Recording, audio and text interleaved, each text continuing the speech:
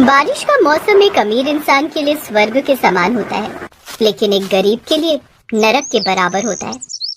जब भी अखबारों में देखता हूँ या खबर सुनता हूँ तो भारत में ही बहुत सारी जगह मूसलाधार बारिश हो रही है, पर हमारे गांव में तो जैसे बारिश किसी ने रोक दी है।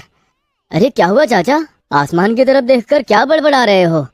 अरे राजू बेटा, क्या बताऊँ, देश में कई जगह तो ऐसी बारिश हो रही है कि लोग तबाह हो गए, और हमारे यहाँ तो बिल्कुल बारिश ही नहीं हो रही। कहीं हमारी फसलें तबाह ना हो जाए। अरे परेशान मत हो चाचा, सावन का महीना चल रहा है और कहते हैं सावन में तो बारिश जरूर होती है। अगले दिन ही सावन का सोमवार था। मनोहर लाल अपनी झोपड़ी से बाहर निकला तो देखा कि आसमान में काले बादल मंडरा रहे थे। देखो देखो, हल्की हल्की बूंदें गिरने लगी। मैं जरा अपने खेतों की तरफ जा रहा हूँ, उसके बाद दुकान पर जाऊँगा। मनोहर अपने खेतों में काम करने के अलावा अपना घर चलाने के लिए किसी दुकान में भी काम करता था। सुबह सुबह हल्की बारिश होने लगी और मनोहर भागकर अपने खेतों की तरफ गया। उसकी फसलें लहरा रही थी, जिसे देखकर उसे बहुत खुशी हुई। अपनी फसलों को चूमकर वो अपने घर आ गया। अरे पापा, आप तो बारिश में भीग गए, मैं भी बाहर बारिश में नहाने जा रहा हूँ। इतना कहकर मनोहर लाल का बेटा विक्की बाहर बरसात में नहाने चला गया। इधर मनोहर लाल दुकान जाने की तैयारी करने लगा। सुशीला, मैं दुकान जा रहा हूँ। लेकिन बाहर बारिश बहुत तेज हो रही है, न ही आपके पास छाता है और न ही रेनकोट। दुकान जाते जाते तो भीग जाएंगे आप। अरे तो क्या हुआ, वैसे भी पहली बार हमारे गांव में बारिश हुई है, दुकान जाकर सुखा लूंगा खुद को। मनोहर भीगते हुए ही दुकान पहुंच गया। दुकान के मालिक ने उसे ऊपर से नीचे देखा और उसे फटकार लगा। मनोहर, अब तुम कोई छोटे बच्चे नहीं रहे जो बरसात में भीगते हुए दुकान चले आए। पूरी दुकान गंदी हो जाएगी। मालिक, मेरे पास ना ही छाता है और ना ही रेनकोट। दुकान भी टाइम पर आना जरूरी था, इसलिए भीगते हुए आ गया। पर आप टेंशन मत लीजिए, मैं पॉलिथीन में दूसरे कपड़े लाया हूँ। ठीक है ठीक है, जल्दी से दुकान के पीछे जाकर कपड़े बदल लो और काम पर लग जाओ। कल से छाता या रेनकोट ले लेना, वरना बहुत दिक्कत हो जाएगी। रात में सब लोग घर आ गए और बारिश कई गुना तेज हो गई। ये ऊपर वाला भी ना जाने क्या क्या करता रहता है। मुझे तो कुछ समझ में नहीं आता। जब तक बारिश नहीं हो रही थी तब तक बिल्कुल बारिश नहीं हो रही थी, एक बूंद तक के लिए तरस गए थे हम लोग। और अब जब बारिश शुरू हुई तो इतनी तेज होने लगी कि पूछो मत। इतनी तेज बारिश में तो मेरी फसलें खराब हो जाएंगी। मैं अभी खेतों में होकर आया। मनोहर भागकर उसी रात अपने खेतों में गया तो उसने देखा कि उसके खेत की फसलें करीब आधी डूब चुकी थी। आसमान में बिजली कड़क रही थी और बारिश भी बहुत तेज हो रही थी। ये नजारा देखकर मनोहर घबरा गया। हे भगवान, ये तूने क्या किया? उस रात मनोहर लाल अपने खेत में ही रुका रहा।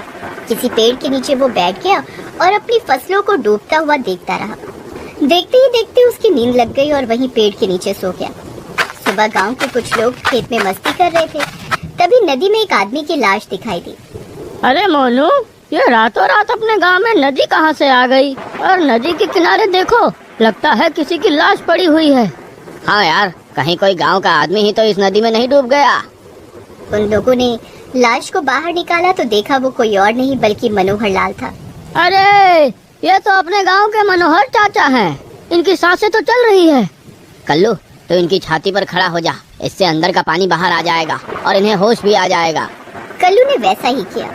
कल्लू मनोहर की छाती पर चढ़कर उछलने लगा, जिससे उनके अंदर का पानी मुंह के रास्ते बाहर निकल गया और उन्हें तुरंत होश भी आ गया। अरे कल्लू, मोनू, तुम सब यहाँ? ये मैं नदी के किनारे क्या कर रहा हूँ? अरे मनोहर चाचा, ये कोई नदी नहीं बल्कि आपका खेत है। पिछले 2 दिन से बारिश रुकने का नाम ही नहीं ले रही है। अभी तक बारिश हो रही है और इतनी बारिश के चलते ही आपका पूरा खेत भर गया और उसने नदी का रूप ले लिया। कल्लू, मेरी सारी फसलें खराब हो गई। मनोहर चाचा, ये तो बहुत बुरा हुआ। चलो हम लोग अपने खेतों की तरफ चलते हैं, देखते हैं हमारी फसलों का क्या हुआ।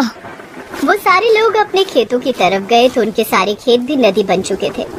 मनोहर अपने घर पहुंचा तो देखा उसकी झोपड़ी उड़कर कहीं दूर जा चुकी थी।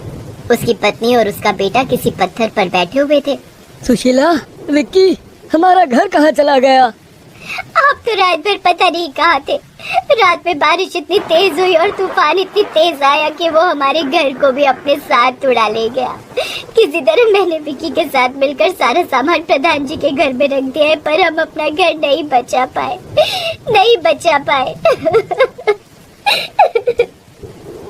मनोहर ने आसमान की तरफ देखा और जोर जोर से चिल्लाने लगा, भगवान, इससे अच्छा तो यह था कि तू हमारे पूरे गांव को ही खत्म कर देता। कम से कम तड़प तड़प कर तो हम लोगों को नहीं मरना पड़ता। अब तू ही बता, हम लोग कहाँ जाए, किसके घर जाकर रुके? मेरी फसल तो बर्बाद कर ही दी तूने। मेरा छोटा सा घर था वो भी छीन लिया।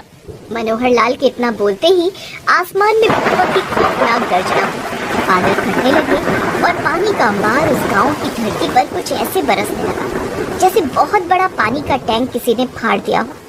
अचानक पूरे गांव में इतनी तेज बाढ़ आ गई कि सारे मकान, सारी झोपड़पट्टियां वो तूफान अपने साथ बहाकर ले जाने लगा। सुशीला, विक्की! पूरा गांव उस बाढ़ में बहता जा रहा था, फिर चाहे उस गांव का प्रधान हो या कोई गरीब आदमी। यहाँ तक कि बड़े बड़े पेड़ पौधे भी टूट कर गिर रहे थे। हे भगवान, मैंने तुझे गलत कहा तो मेरे पापों की सजा मेरे परिवार और मेरे गांव वालों को क्यों दे रहा है? अगर आप चाहो तो मेरी जान ले लो, पर इन सबको छोड़ दो, बचा लो इन्हें। अचानक मनोहर के हाथ में कोई कपड़े जैसी चीज आई।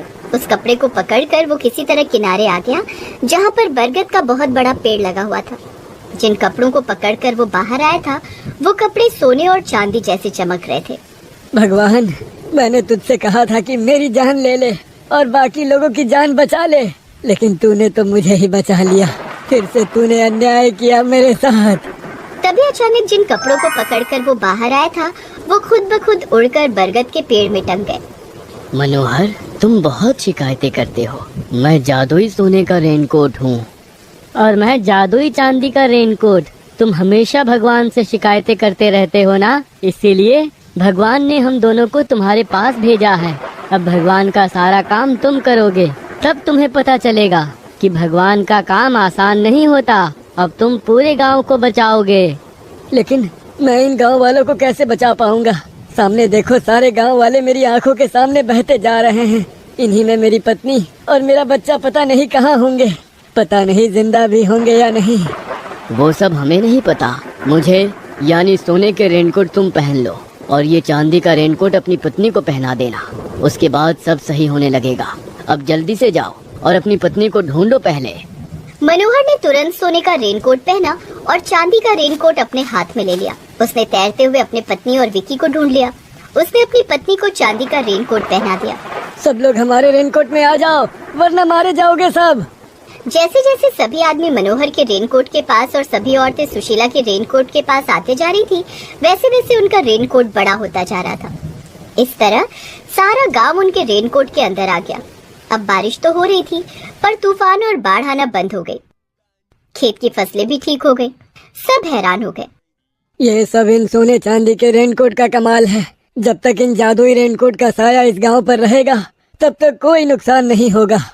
और ऐसे ही सभी खुशी खुशी रहने लगे। तो हमें उम्मीद है कि आपको हमारी ये कहानी पसंद आई होगी। कृपया हमारे चैनल को सब्सक्राइब करें और सभी अपडेट्स के लिए बेल आइकन जरूर दबाएं। और हाँ, वीडियो लाइक और शेयर करना मत भूलिएगा। Bye bye.